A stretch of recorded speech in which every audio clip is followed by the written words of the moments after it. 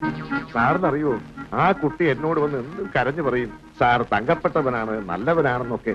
പക്ഷെ ആ ദുഷ്ടൻ എന്ന് പറയാവൂ സാർ. താൻ പറയടോ. മറ്റൊരിക്കൽ അങ്ങേരെ ആ കുട്ടിയുടെ കൈ കയറി പിടിച്ചതാ.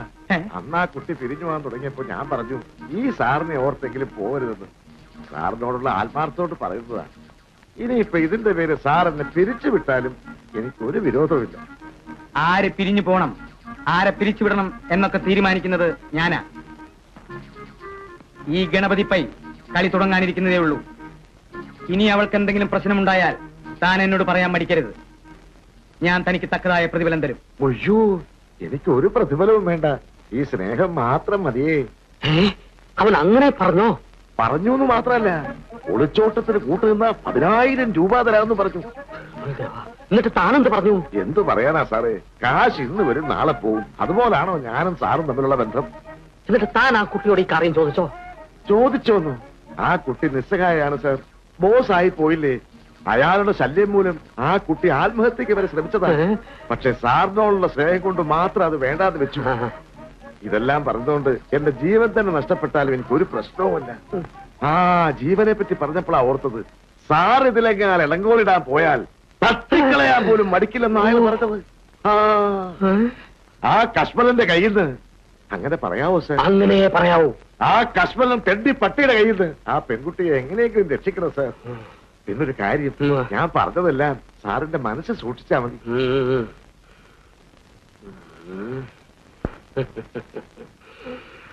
അച്ഛന്റെ ബുദ്ധി ഞാൻ സമ്മതിച്ചിരിക്കുന്നു. ഈ ഐറ്റം എങ്ങനെ ബോംബെ കൊണ്ട് ഇറക്കിയാൽ എന്റെ കൂട്ടുകാരൻ ബോംബെ ബാബു വരെ ഔട്ടാ.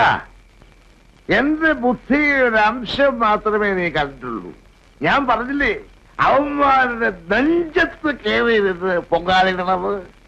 അടുപ്പെല്ലാം ഞാൻ കൂട്ടിക്കഴിഞ്ഞു.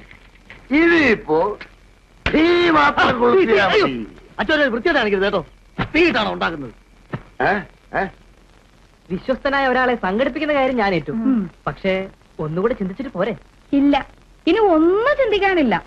അവർക്കും വേദനിക്കുമോ നോക്കണമല്ലോ. അതെ. എങ്കിൽ ആള് നാളെ ഇവിടെ എത്തും. പിന്നൊരു കാര്യം, എല്ലാ നീക്കങ്ങളും വളരെ സൂക്ഷിച്ചു വേണം.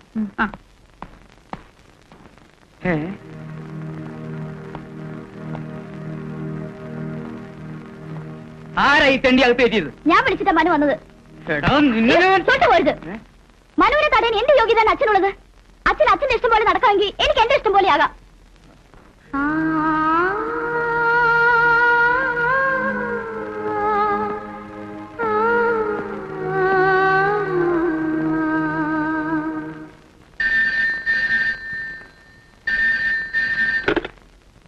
ഹലോ, ആരാ? നിങ്ങളാരാ? സുന്ദരനോ? സുന്ദരനാണെങ്കിൽ എനക്കാ ഫോൺ. ഹലോ, സുന്ദരനാണോ? ഞാൻ അല്ലുവാ. നല്ല ആളാ. ഇന്നലെ മുഴുവനും ഞാൻ അമ്പലത്തിൽ കാത്തിരുന്നു. ഓ, ഇങ്ങനെ ഉണ്ടോ ഒരു ജോലി തിരക്ക്? ഇങ്ങോട്ട് വരുന്നോ? യോ, എന്റെ ഭർത്താവ് ഇവിടെ ഉണ്ട്. വരണ്ട സമയമാകുമ്പോ ഞാൻ അങ്ങോട്ട് വിളിക്കാം. ഞാൻ കാത്തിരിക്കും. എന്താ പായസം വേണമെന്നോ? എന്തിനുള്ള പായസം വെള്ളം കുടിച്ച ഇനി തടി കൂട്ടുന്നത്? വേണ്ട കേട്ടോ, ഇന്നൊരു ദിവസം മാത്രം.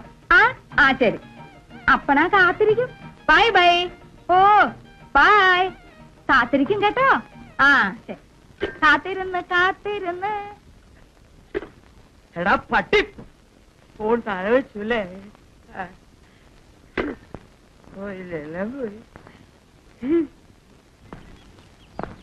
ഹായ്. അല്ല, എങ്ങോട്ടാ?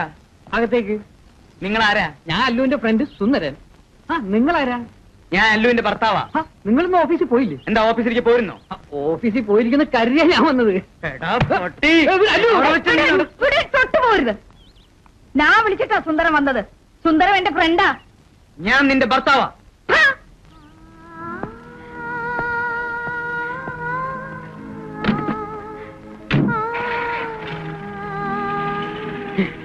എങ്ങനെയുണ്ട് എന്റെ അഭിനയം?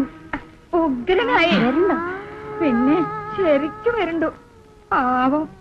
സംശയത്തിന്റെ ആദ്യത്തെ തീപ്പൊരി. ഇനി അത് ഊതി കത്തിച്ച മാത്രം മതി.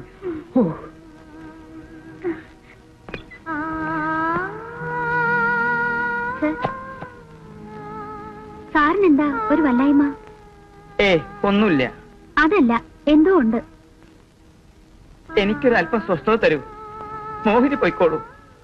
ശരി.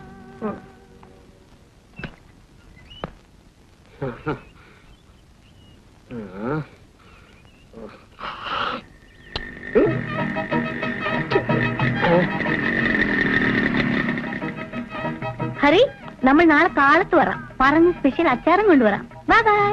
ബായ്. ആ, താൻ ആരാണ്?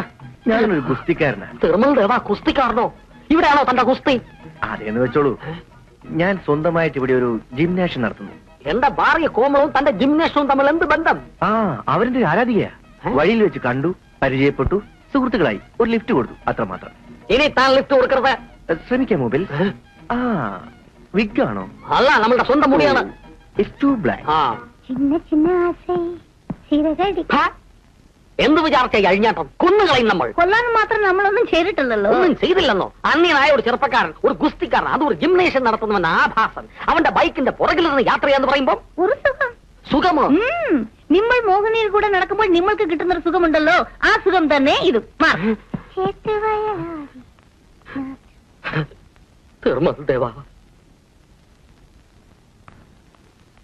ചേച്ചി, ശരിക്കും വരണ്ടു. ഇപ്പോൾ ഇഞ്ചി കടിച്ച പോലെ ഉണ്ട്. ഇനി നമുക്കൊരു കറക്ക് കറക്കണം.